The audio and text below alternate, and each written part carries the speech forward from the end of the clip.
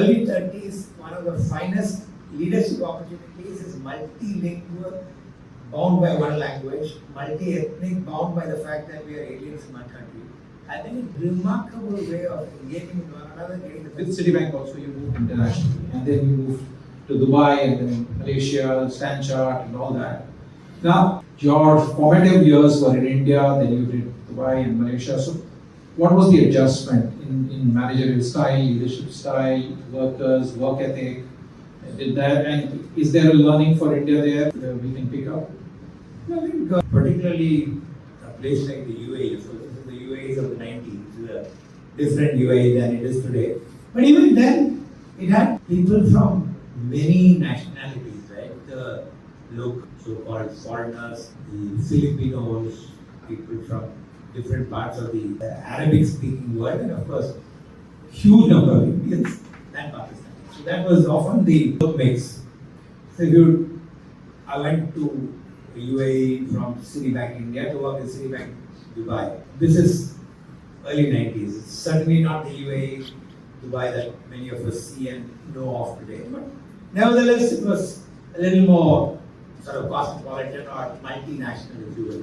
The work ethic for those coming from India is vastly different from the work ethic of people who come from other parts of the world, particularly the Arabic speaking world, because they were traditionally Bedouin in their nature and were not desk-bound workers. For them, it was anathema to sit at a desk and do stuff, right? And then the Goras, even if they were tier 3 citizens in their country, when they came to a place like UAE, they felt they were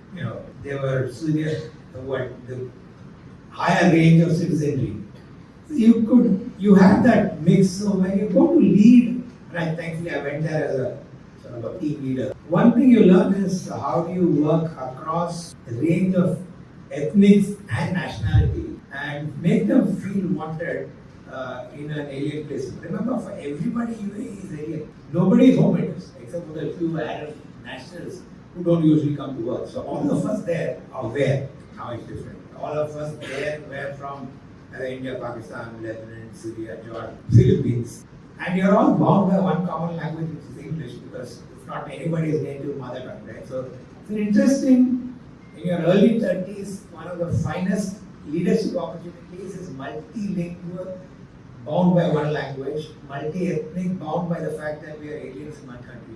I think it's a remarkable way of engaging with one another, getting the best of each other, each one wanting to prove. Because the advantage in an uncertain environment is, you know you have a chance of losing your job if you're not giving your damn best. Because the visas at that time were never permanent visas. Never lifelong, so EFT groups, EFT renewed every 3 years. So we were all on the edge, having to prove ourselves and work our backside off. And that became a common knitting amongst the team members. So we used to wake up every morning and say, well, we have to earn our right to remain here. Combined with the fact that we were not from the same ethnic background, cultural background, language background, and uncertainty whether you're going to continue or not.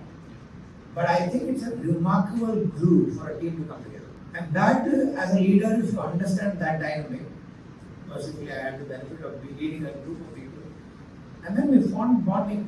You will not believe, this morning as I landed, one of the WhatsApp forwards was about 93 interview, somebody said 94. 30 years later, the team still hangs out. I'll show you after the meeting. It's an unbelievable experience. 30 years later, they sent a clipping of a video we had then. So video of press cutting. But I think the learning for me then, as you mentioned, is coming together of people in the most unlikely of circumstances, bound by one common objective, and if the leader can tap into it, I think there's a relationship.